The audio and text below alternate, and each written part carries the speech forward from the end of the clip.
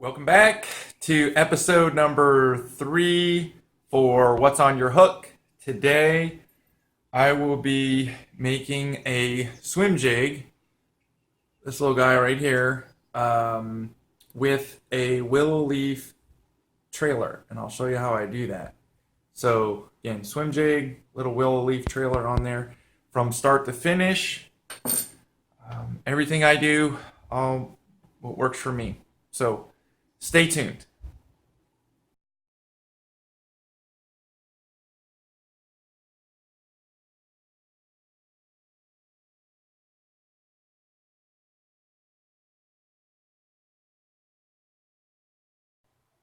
First, I'm going to talk about my setup and some of the equipment that I'm using. So I have a mold here, a swim jig mold, and you'll notice this black soot. And what I'm going to show you is I use a candle and I kind of just put the flame underneath it and get the black soot on there. And so we just hold that candle up like that, and I just blew it out. But you just hold it up there, get a little black soot in there. That helps to allow the head to pull out a little easier. Kind of like putting a little oil on there kind of deal. So that's why those are black. And so we typically lay this on top of the melting pot or heat source so that it'll heat up the mold, kind of like if you were pouring plastics, having it just helps out a little bit of feel. So I just have a little pot. Little pot works for me. It just electric. It heats up itself, and it'll melt the lead, and just hand pour it, kind of deal. So that's heating up. Next, also, I use just a little like tin metal tray here, kind of deal for my sprue. You can see when you clean off the top, it just gives me somewhere nice to put all the trash, and I'm able to throw it out, kind of deal. So we're gonna pour it here in just a minute. As soon as this melts, typically I don't do this inside, doing it just for the video. Typically do this outside, but I'll have a fan going here and another fan up, ceiling fan. So that's all going, and doors are open and everything. So do recommend doing this outside or garage, well ventilated area, because it is lead. Everything's heated up, and I'm going to show you how I do this. So if you'll notice, I typically do this on a nice piece of wood here. In case I spill, you'll see the burn marks, and the lead will just come right off, and you put it back in the pot.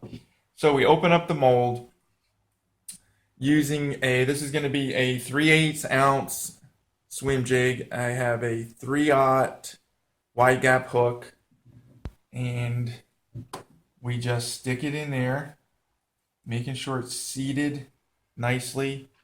Also have a pin.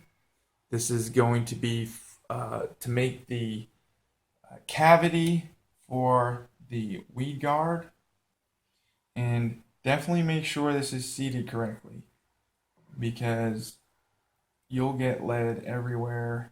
It'll come out of the mold. A lot of flashing. This one's being a little difficult for me. So we close the mold.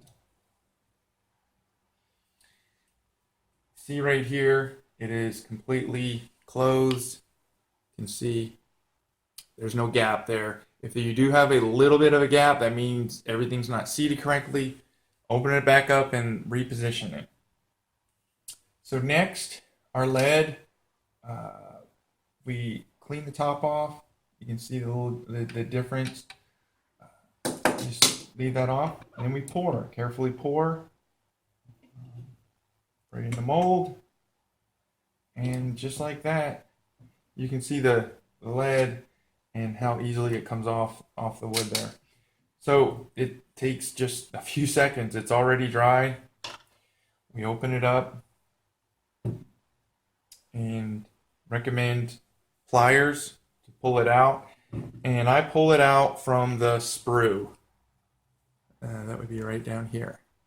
Don't pull it from the hook because you could wiggle it and loosen it up, excuse me, from the lead. So pull it from the sprue.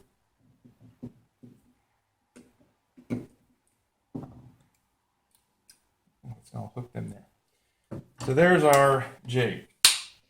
We'll put this guy away.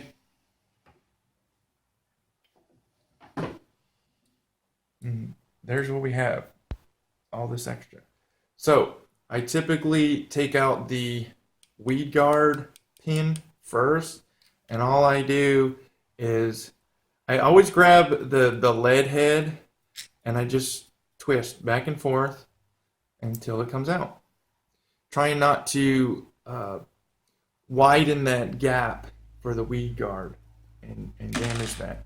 Next, take the sprue, grab the sprue, again grabbing the head and just wiggle back and forth, nice and easy, and it pops right off. And then this can go right back in the pot and remelt. So this is what it'll look like. It's kind of rough. It's got some burrs and stuff in it. You can see there's a little burr right there on the bottom there, and I'll show you what to do with that. What I typically do next is take a file and I just shave it up a little bit. So I take that spur and I just file that down a little bit, make it nice and smooth. And if there's any other burrs on the collar here or anywhere else, I little file and take care of that. Next, you'll see at the eyelet, you can see that there's a little bit of lead that goes in the eyelet. You need to make sure you get all that out. So what I typically do, take an X-Acto knife. Now this blade is super dull. I've been using it a long time, and I just cut that out. And so I'm going to take care of that.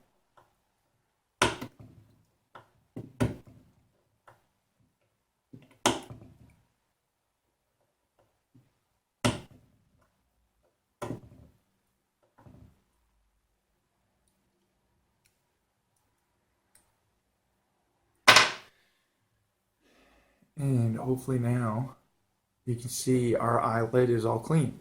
Bottom is nice and smooth. Everything looks good.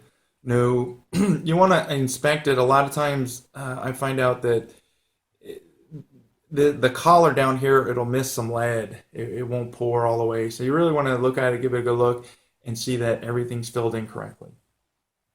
So at this point, what I typically do is I give it a little clean with some acetone. So just a little acetone. Take it and I rub it. Just give it a little rub, clean all any oils or impurities off it. You can see the black that comes off there. And I feel that it allows the powder coat to adhere better when I do that. So next, this is ready for powder coating. Take the jig and I'll heat it up over the heat source. I come over here with the spoon and I actually just kind of drizzle on like that. And I'm going to show you there in a second. And I feel I'm able to really control the amount that goes on the jig. So I'm going to change the camera angle and show you how that works. Now we're going to powder coat. So I take my jig, pliers. Now heating it, usually count about 3 Mississippis each side, and then kind of give it 2 full rotations.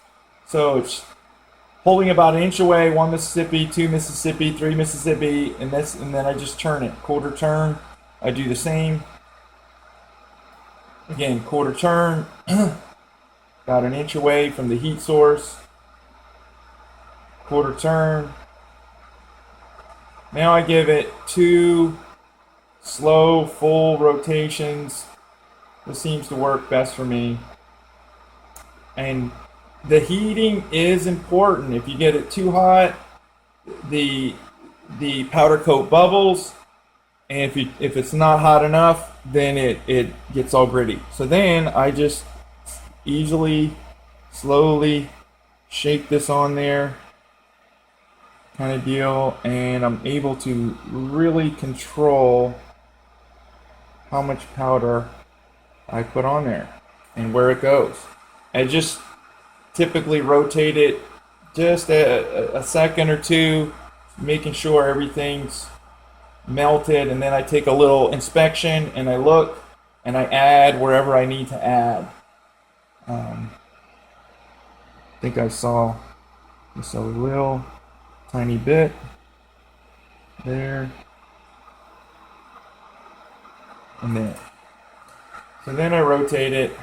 Oh, and I need to show you what I typically do for the eyelets. Little piece of wire. Got a little too much on the eyelet there. You can see. So I just run this piece of wire through. And I just got some grip on there.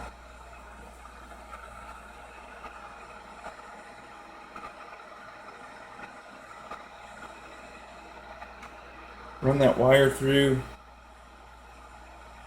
open up the cavity, and because I had something on there, I'm going to fix that up, reheat it, and I got something on there, got some junk on there.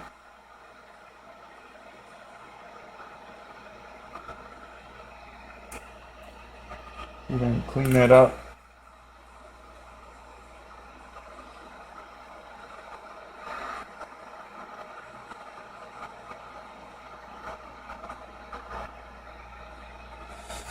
So there it is. You can see nice and smooth, not a whole lot of, there's not extra on there. It's adhering, nice and smooth, even coat. So that's how I do that. And I'm going to show you what we do next. We bake it. And just to show you this, because I know it was pretty quick, it's a paper clip and I bent it in a V. And I found that really helps when putting it through the eyelet. I'll show you with another one here. And when there's stuff, it's best to do it when you just put the powder coat on there, because you can put it through like that and then hang it down and then pull it all the way through the other side, because there's going to be the powder coat on there, the extra, and you don't want to pull it back through. So that's one of my little techniques there. So now this guy's ready to be baked in an oven, and I'll show you that in just a second.